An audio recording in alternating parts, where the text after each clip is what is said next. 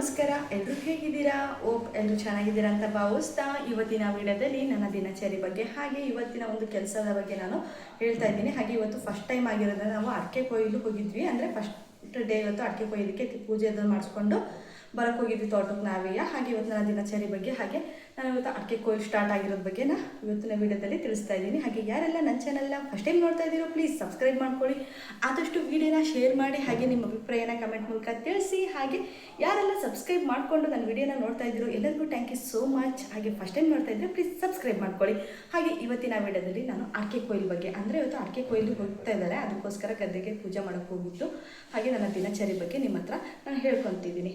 ಹಾಗೆ ನೋಡ್ತಿರ್ಬೋದು, ಬೆಳಗ್ಗೆನೇ ಬೇಗನೆ ಎದ್ದು ನನ್ನ ಕೆಲಸನೆಲ್ಲ ಮುಗಿಸ್ಕೊಂಡೆ. ಯಾಕಂದರೆ ಅದನ್ನೆಲ್ಲ ವೀಡಿಯೋ ಮಾಡ್ಕೊಂಡು ಕೂತ್ರೆ ಆಗೋಲ್ಲ ಅಂತ ಅಂದ್ಬಿಟ್ಟು ನಾನು ಅದನ್ನೆಲ್ಲ ತೆಗೆದಾಕಿ, ಅಂದರೆ ನಾನು ಪೂಜೆ ಜೋಡಿಸ್ಕೊಳ್ಳೋದ್ರ ಬಗ್ಗೆನೇ ವೀಡಿಯೋ ಮಾಡೋಣ, ಇನ್ನು ಟೈಮ್ ಆಗುತ್ತೆ ನಾನು ಎಲ್ಲ ವೀಡಿಯೋ ಮಾಡ್ಕೊಂಡು ಕೂತ್ರೆ. ಯಾಕೆಂದರೆ ಗದ್ದೆ ಆಳುಗಳು ಅಂದರೆ ಬೆಳಗ್ಗೆನೇ ಬೇಗನೆ ಆಳುಗಳ್ನ ಕಳಿಸ್ಬೇಕಲ್ಲ, ಅದಕ್ಕೋಸ್ಕರ ನಾವು ಪೂಜೆ ಮಾಡಿ ಅವ್ರನ್ನ ಕಳ್ಸೋದ್ರೊಳಗಡೆ ಲೇಟ್ ಆಗುತ್ತೆ ಅಂತ ಅಂದ್ಬಿಟ್ಟು ನಾನು ಸಹಿತ ಆದಷ್ಟು ಕೆಲವೊಂದು ವೀಡಿಯೋನ ಮಾಡ್ತಾ ಇವತ್ತು ನಿಮ್ಮ ಹತ್ರ ನಾನು ಹಂಚ್ಕೊತಾ ಇದ್ದೀನಿ. ಹಾಗೆ ಬನ್ನಿ ನೋಡೋಣ ಇವತ್ತು ಏನೇನೆಲ್ಲ ಆಗುತ್ತೆ ಅಂತ ಅಂದ್ಬಿಟ್ಟು. ಇದೇ ಫಸ್ಟ್ ಟೈಮ್ ಅಡಿಕೆ ಕೊಯ್ಲು ಇರೋದ್ರಿಂದ ನಮ್ಮ ಹಳ್ಳಿ ಕಡೆ ಅಂದರೆ ಅಡಿಕೆ ಕೊಯ್ಲು ಸ್ಟಾರ್ಟ್ ಮಾಡೋದಕ್ಕಿಂತ ಮುಂಚೆ ತೋಟನ ಪೂಜೆ ಮಾಡಲೇಬೇಕಾಗಿರುತ್ತೆ. ಅದಕ್ಕೋಸ್ಕರ ನಾವು ಅಂದರೆ ವರ್ಷ ಬೇರೆ ತೋಟಗಳಿಗೆ ಹೋಗಿ ಪೂಜೆನ ಮಾಡ್ತಾಯಿದ್ವಿ. ಈಗ ಒಂದು 2 ವರ್ಷದಿಂದ ನಮ್ಮದೇ ಅಡಿಕೆ ಕೊಯ್ಲು ಬರೋದ್ರಿಂದ ಅದಕ್ಕೆ ನಮ್ಮ ತೋಟದಲ್ಲೇ ಪೂಜೆ ಮಾಡೋಣ ಅಂತ ಅಂದ್ಬಿಟ್ಟು ನಾವು ಸರಿ ನಮ್ಮ ತೋಟಕ್ಕೂ ಪೂಜೆ ಮಾಡ್ದಂಗೆ ಆಗುತ್ತೆ, ಹಾಗೆ ಅಡಿಕೆ ಕೊಯ್ಲು ಶುರು ಮಾಡ್ದಂಗೆ ಆಗುತ್ತೆ ಅಂತ ಅಂದ್ಬಿಟ್ಟು ನಮ್ಮ ತೋಟಕ್ಕೆ ಹೋಗೋದ್ರಿಂದ ನಾನು ಕೆಲವೊಂದು ಸಾಮಾನೆಲ್ಲ, ಅಂದರೆ ನೈಟ್ ಹೊತ್ತೇ ಎಲ್ಲ ಸಾಮಾನು ತಂದಿದ್ದರು, ಹೂವು ಹಣ್ಣು ಹಾಗೆ ಸೀರೆ ಎಲ್ಲದನ್ನು ಸಹಿತ, ಬ್ಲೌಸ್ ಪೀಸು ಎಲ್ಲದನ್ನು ತರಕ್ಕೆ ಹೇಳಿದ್ದೆ. ಪೂಜೆಗೆ ಏನೇನು ಐಟಮ್ ಬೇಕು ಎಲ್ಲ ತಂದಿದ್ದರು. ಅದು ನಾನು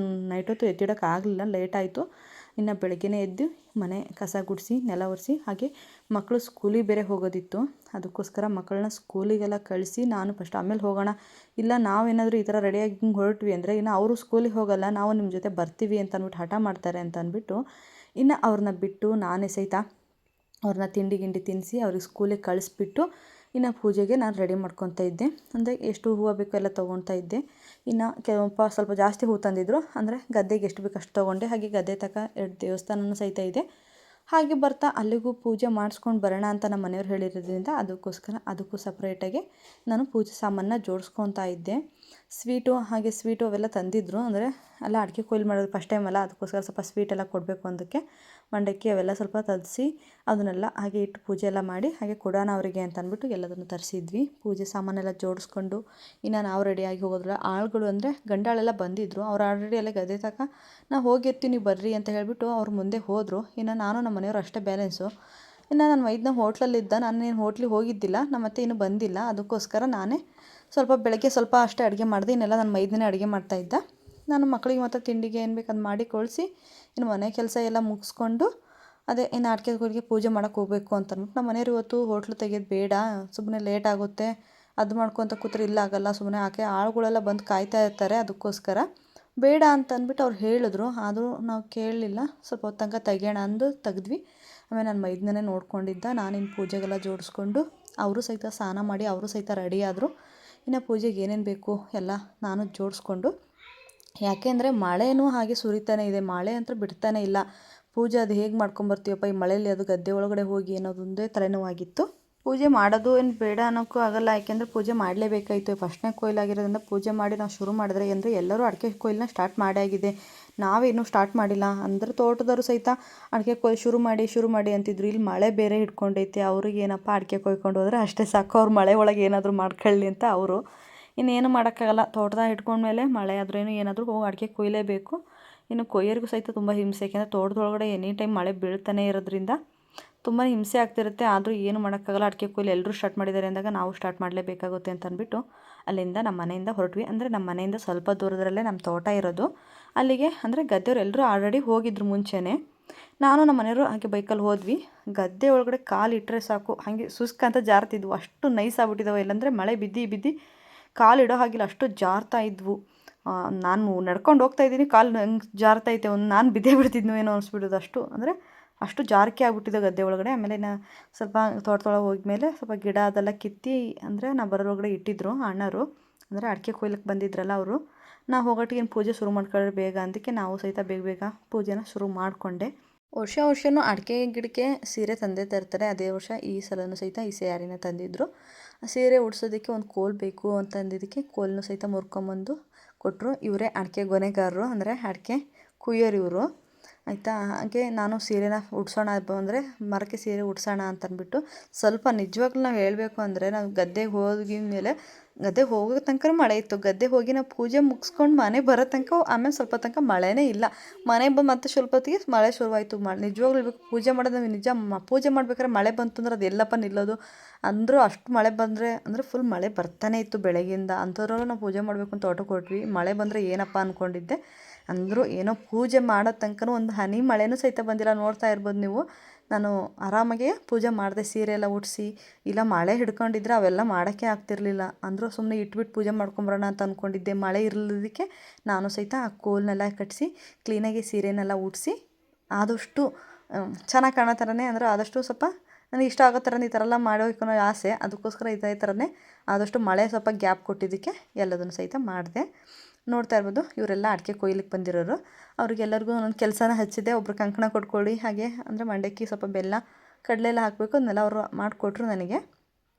ಇನ್ನು ಎಲ್ಲ ನಿಂತಿದ್ದರು ಒಂದೊಂದು ಕಾಮಿಡಿನ ಮಾಡ್ತಾಯಿದ್ರು. ಅದೇ ರೀತಿ ಸ್ವೀಟ್ಸಿಗೆ ಒಂದೊಂದು ಕಾಮಿಡಿ ಮಾಡೋದು, ಏನೋ ಒಂದು ಕಾಮಿಡಿನ ಮಾಡ್ತಾ ಅವ್ರು ಕಾಲು ಎಳಿತಾನೆ ಇದ್ದರು. ಅಂದರೆ ತುಂಬ ತಮಾಷೆನೂ ಮಾಡ್ತಿರ್ತಾರೆ. ಹಾಗೆ ತಮಾಷೆ ಮಾಡ್ಕೊತ ನಾನು ಪೂಜೆ ಮಾಡೋದಕ್ಕೆ ಹಾಗೆ ಏನೇನು ಬೇಕು, ಏನೇನು ತಂದಿದ್ದೀನಿ ಎಲ್ಲದನ್ನು ಸಹಿತ ಜೋಡಿಸ್ಕೊತಾ ಇದ್ದೆ. ಪೂಜೆಗೆ ಪಳಾರ ಅದೆಲ್ಲ ತಂದಿದ್ರು ಸ್ವೀಟ್ಸು, ಅವನ್ನೆಲ್ಲ ಇಟ್ಟು ಹಾಗೆ ಇವತ್ತಿ ಹಚ್ಕೊಳ್ಳಿ, ಎಲ್ಲರೂ ಪೂಜೆ ಬಂದಿದ್ದೀರಾ ಅಂತ ಅಂದ್ಬಿಟ್ಟು ನಾನು ಗಿಡಕ್ಕೆಲ್ಲ ಇವತ್ತಿನ ಹಚ್ಚಿ ನಾನು ಸ್ವಲ್ಪ ಇವತ್ತಿನ ಹಚ್ಕೊಂಡ್ಬಿಟ್ಟು ಆಮೇಲೆ ತೊಗೊಳ್ಳಿ ನೀವು ಎಲ್ಲರೂ ಸಹಿತ ಇವತ್ತಿನ ಹಚ್ಕೊಳ್ಳಿ ಅಂತ ಅಂದ್ಬಿಟ್ಟು ನಮ್ಮ ಮನೆಯವ್ರಿಗೆ ಕೈಲಿ ಕೊಟ್ಟೆ. ಅವರು ಸಹಿತ ಇವತ್ತಿನ ಹಚ್ಕೊಂಡು ಅವರೆಲ್ಲರ ಕೈಲಿಗೂ ಕೊಟ್ಟರು. ಅವರು ಸಹಿತ ಎಲ್ಲರೂ ಇವತ್ತಿನ ಹಚ್ಕೊಂಡು ಪೂಜೆಗೆಲ್ಲ ನಿಂತ್ಕೊಂಡು ನೋಡ್ತಾಯಿದ್ರು. ಯಾಕೆಂದರೆ ಅವರು ಪೂಜೆ ಮಾಡಾದಮೇಲೆ ನಾವು ಹೋಗಿ ಅಂದಮೇಲೆ ಅವ್ರು ಬೇರೆ ತೋಟಕ್ಕೆ ಹೋಗ್ತಿದ್ರು. ಯಾಕೆಂದರೆ ಬರೀ ಪೂಜೆ ನಮ್ಮ ತೋಟದಲ್ಲಿ ಮಾಡಿಬಿಟ್ಟು ಇನ್ನೊಂದು ಟೈಮ್ ನಿಮ್ಮ ತೋಟದಲ್ಲಿ ಕೊಯ್ತೀವಿ ಅಂದರೆ ಎಲ್ಲ ತೋಟ ಆಗಲಿ ಆಮೇಲೆ ನಿಮ್ಮ ತೋಟದಲ್ಲಿ ಕೊಯ್ತೀವಿ, ಇವಾಗ ಬೇರೆ ತೋಟ ಕೊಯ್ಯೋಣ ಅಂತ ಅಂದ್ಬಿಟ್ಟು ಅವ್ರು ಮಾತಾಡಿದ್ರು. ಸರಿ ಆಯಿತು, ಹಾಗೆ ಮಾಡಿರಿ, ನಿಮ್ಮ ಇಷ್ಟ, ನೀವು ಬೇರೆ ತೋಟನ ಕೊಯ್ಬಿಟ್ಟು ಲಾಸ್ಟಿಗೆ ನಮ್ಮ ತೋಟ ಕೊಯ್ತೀನಿ ಅಂದ್ರೆ ಓಕೆ ಅಂತ ಅಂದ್ಬಿಟ್ಟು ನಾವು ಸಹಿತ ಬೇರೆ ತೋಟ ಕೊಯ್ಯಕ್ಕೆ ಹೋಗೋಕ್ಕಿಂತ ಮುಂಚೆ ನಮ್ಮ ತೋಟಕ್ಕೆ ಪೂಜೆ ಮಾಡಿಬಿಟ್ಟು ಆಮೇಲೆ ಬೇರೆ ತೋಟ ಕಳ್ಸೋಣ ಅಂತ ಅಂದ್ಬಿಟ್ಟು ಇನ್ನು ಪೂಜೆನ ಶುರು ಮಾಡಿಕೊಂಡೆ.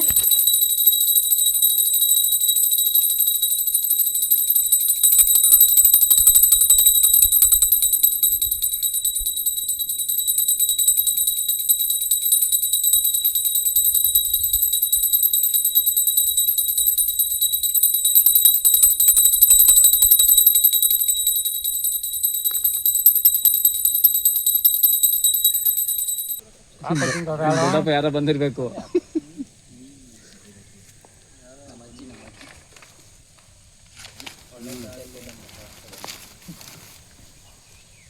ನಾನು ನೋಡ್ತಿರ್ಬೋದು ಪೂಜೆ ಎಲ್ಲ ಮುಗಿಸ್ಕೊಂಡು ನಾವು ಸಹಿತ ಪೂಜೆ ಎಲ್ಲ ಮಾಡಿ ನಾವು ಎಲ್ಲರಿಗೂ ಸಹಿತ ಪೂಜೆ ಮಾಡಿರಿ ಅಂತ ಅಂದ್ಬಿಟ್ಟು ಹೇಳ್ತಾಯಿದ್ದೆ. ನಾನು ಪೂಜೆ ಮಾಡಿ ಸೈಡಿಗೆ ಬಂದು ಇನ್ನು ನಮ್ಮ ಮನೆಯವರು ಸಹಿತ ಪೂಜೆ ಮಾಡಿ ಇನ್ನು ಅಡಿಕೆ ಕೊಯ್ಯಕ್ಕೆ ಬಂದಿರೋ ಎಲ್ಲರೂ ಸಹಿತ ಪೂಜೆನ ಮಾಡಬೇಡ್ರಿ ಫಸ್ಟ್ ಟೈಮು, ಏನೂ ತೊಂದರೆ ಇಲ್ಲದೆ ಎಲ್ಲ ಕೆಲಸನೂ ಸುತ್ತರವಾಗಿ ಆಗಲಿ, ಏನೋ ಸಮಸ್ಯೆ ಇಲ್ಲದೆ ಅಡಿಕೆ ಕೊಯ್ಲು ಮುಗಿಯೋ ತನಕನೂ ಏನೂ ತೊಂದರೆ ಇಲ್ಲದೆ ಆ ಅಡಿಕೆ ಆಳುಗಳು ಸಹಿತ ಟೈಮ್ ಸರಿ ಬರಲಿ ಅಂತ ಅಂದ್ಬಿಟ್ಟು ಕೇಳ್ಕೊತ ನಾವು ಪೂಜೆನ ಮುಗಿಸಿದ್ವಿ. ಹಾಗೆ ಅವರು ಸಹಿತ ಪೂಜೆನ ಮಾಡೋಣ ಅಂತ ಅಂದ್ಬಿಟ್ಟು ಒಬ್ಬೊಬ್ಬರು ಮುಂದೆ ಮುಂದೆ ಬಂದರು. ಇನ್ನು ಎಲ್ರಿಗೂ ಸಹಿತ ಪೂಜೆ ಮಾಡೋದಕ್ಕೆ ಬಿಟ್ವಿ. ಅವರು ಸ್ವಲ್ಪ ತನಕ ಪೂಜೆ ಮಾಡಿ ಎಲ್ಲರೂ ಒಂದು ಫೋಟೋ ತೆಕ್ಕೊಳ್ಳೋಣ ಬನ್ನಿ ಅಂದಾಗ ಫೋಟೋ ತೆಕ್ಕೊಂಡ್ವಿ, ಒಂದೆರಡು ವೀಡಿಯೋನ ಮಾಡಿಕೊಂಡೆ. ಇನ್ನು ಬಂದಿರೋರು ಎಲ್ಲರಿಗೂ ಸಹಿತ ಒಂದೊಂದು ಬಾಳೆಹಣ್ಣು ತರಪು ಕೊಟ್ಟೆ, ಸ್ವೀಟು ಹಾಗೆ ಅಡಿಕೆ ಎಲೆ ಬಾಳೆಹಣ್ಣು ಒಂದಷ್ಟು ಒಂದೊಂದು ಕೊಟ್ಟು ಮಂಡಕ್ಕಿ ತಂದಿದ್ವಿ, ಎಲ್ಲರಿಗೂ ಕೊಟ್ಟು ಎಲ್ಲರೂ ಸಹಿತ ತಿಂತಾಯಿದ್ರು. ಇನ್ನು ಪೂಜೆ ಮುಗೀತು, ಇನ್ನು ನಾವು ಹೊರಡ್ತೀವಿ ಅಂತಂದ್ಬಿಟ್ಟು ಅವರು ಹೇಳ್ತಾಯಿದ್ರು. ಇನ್ನು ಮುಗೀತು ಅಂತಂದ್ಬಿಟ್ಟು ಸರಿ ಅಂತಂದ್ಬಿಟ್ಟು ಅವ್ರನ್ನ ಕಳಿಸ್ಕೊಟ್ರು. ನಡ್ರಿ ನೀವು ಅಂದರೆ ಗಾಡಿ ಎಲ್ಲ ಮೇಲೆ ನಿಲ್ಲಿಸಿ ಬಂದಿದ್ರು. ಬೇರೆ ತೋಟಕ್ಕೆ ಹೋಗ್ತೀನಿ ಅಂದಕ್ಕೆ ತಿಂಡಿ ಹೋಟ್ಲಲ್ಲೇ ತಿನ್ಕೊಂಬಿಟ್ಟು ಬೇರೆ ತೋಟಕ್ಕೆ ನೀವು ಹೋಗಿ ಅಂತಂದ್ಬಿಟ್ಟು ಹೇಳಿ ಅವ್ರನ್ನ ಕಳಿಸಿ ಕೊಟ್ವಿ. ಇನ್ನು ನಾನು ನಮ್ಮ ಮನೆಯವರು ಇಬ್ಬರು ಸಹಿತ ಅಂದರೆ ಪಕ್ಕದಲ್ಲೇ ದೇವಸ್ಥಾನಗಳು ಇದ್ದಾವೆ ಅಂದರೆ ಅವೆರಡು ದೇವಸ್ಥಾನಕ್ಕೂ ಪೂಜೆ ಮಾಡಿಸ್ಕೊಂಡ್ಬಿಟ್ಟು ಮನೆಗೆ ಹೊರಡೋಣ ಅಂತ ಅಂದ್ಬಿಟ್ಟು ನಾನು ನಮ್ಮ ಮನೆಯವರು ಗದ್ದೆಯಿಂದ ಹೊರಟ್ವಿ. ಇವತ್ತಿನ ವ್ಲಾಗ್ ಇದಾಗಿತ್ತು. ಯಾರೆಲ್ಲ ನನ್ನ ವೀಡಿಯೋನ ಫಸ್ಟ್ ಟೈಮ್ ನೋಡ್ತಾ ಇದ್ದೀರೋ ಪ್ಲೀಸ್ ಸಬ್ಸ್ಕ್ರೈಬ್ ಮಾಡಿ. ನೆಕ್ಸ್ಟ್ ವೀಡಿಯೋದಲ್ಲಿ ಸಿಗ್ತೀನಿ. ಬಾಯ್.